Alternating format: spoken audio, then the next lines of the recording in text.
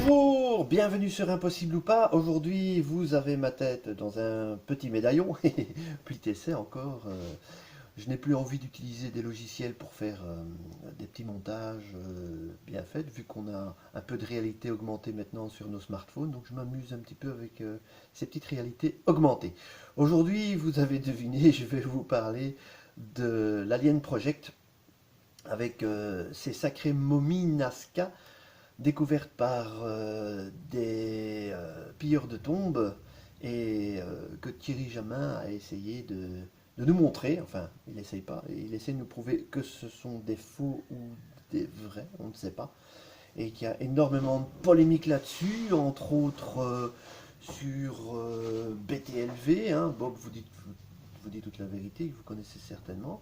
Et Impossible ou pas s'est intéressé, donc je me suis intéressé un petit peu à cette vidéo en écoutant, en lisant, en regardant et en essayant d'en déduire quelque chose. Bon, moi j'ai quand même l'impression que c'est faux, avec un doute, parce que il y a quand même beaucoup de zones d'ombre, hein. Déjà, on ne sait pas où se trouve le site où on a découvert au Pérou, donc c'est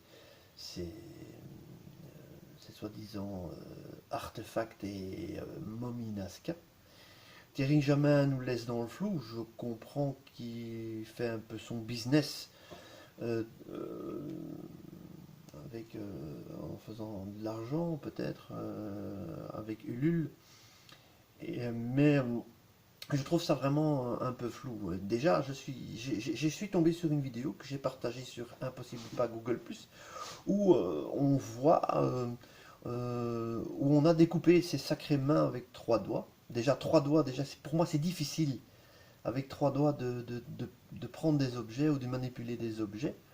Ou alors vraiment, peut-être, c'est une supposition que j'ai lancée comme ça, peut-être que ce sont des êtres palmés, et donc les palmes, enfin les écartements entre les doigts étaient palmés, et que peut-être que c'était des êtres aquatiques. On nous parle aussi des Hopis qui ont connu le peuple fourmi, les Hopis, hein, les Indiens Hopis, les Amérindiens. Et donc voilà, je suis toujours un petit peu dubitatif. Quand je vois par exemple ici euh, la main avec les os, ça m'a l'air plutôt d'être un montage. Et dans cette vidéo ici que j'ai partagée, il y a également vers 11 minutes, ici sur YouTube, on voit une découpe d'une de ses mains. Ce qu'on n'a pas vu ni chez Bob ni ailleurs. Donc, on voit sur cette vidéo qui est en espagnol, hein, un peu en français, en espagnol et en anglais.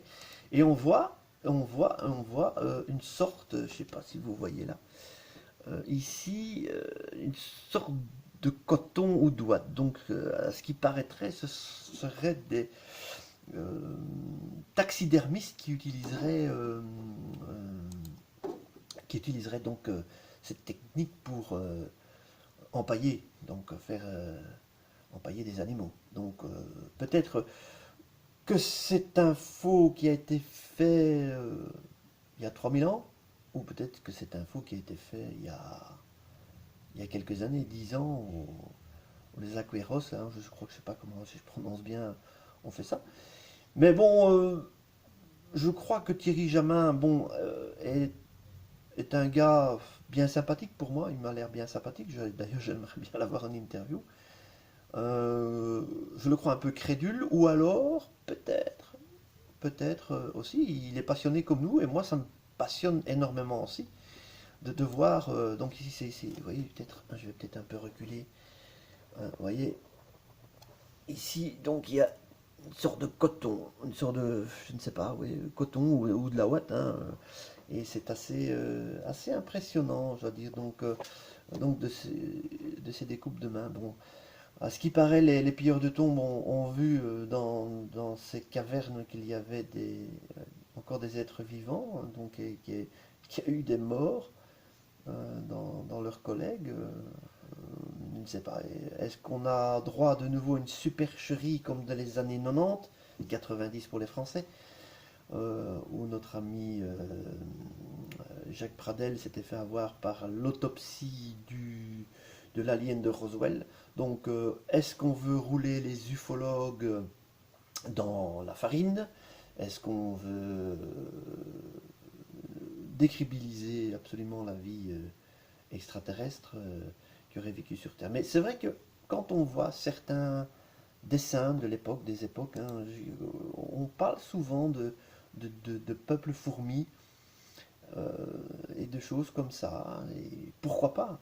Peut-être aussi une évolution du dinosaure, des dinosaures, pourquoi? Bon, ben, peut-être qu'il y a une race de dinosaures qui a évolué, euh, parce qu'on parle de reptiles, et que cette race de dinosaures est tout simplement devenue bipède et très intelligente.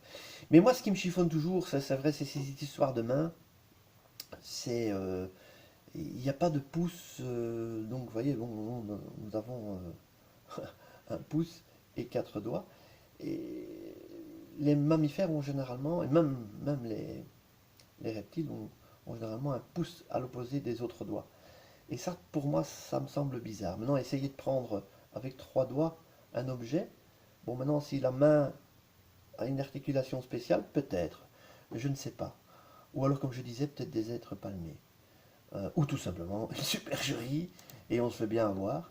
Donc ce serait vraiment dommage, mais là je serais vraiment déçu parce qu'on est toujours occupé à rouler dans la farine l'ufologie, la recherche extraterrestre, parce que bon, on se rapproche de plus en plus à la découverte de recherche, enfin de recherche extraterrestre, et bon, moi personnellement j'y crois forcément dans la vie dans l'univers, parce que je crois qu'on a toutes les espèces sur Terre déjà, il suffit de regarder les fourmis, les reptiles, même les oiseaux. Bon, je possède des perroquets, et je peux vous dire que ces oiseaux sont super intelligents, et on parle surtout que dans l'avenir, dans des millions d'années, ce seraient des êtres qui ressembleraient à des perroquets, donc avec des becs crochus, bipèdes, évolués.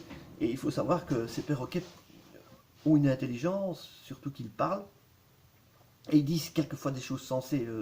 Ça, je vous explique d'une expérience personnelle de posséder les psittacidés, comme on dit, ces petits animaux qui sont vraiment géniaux.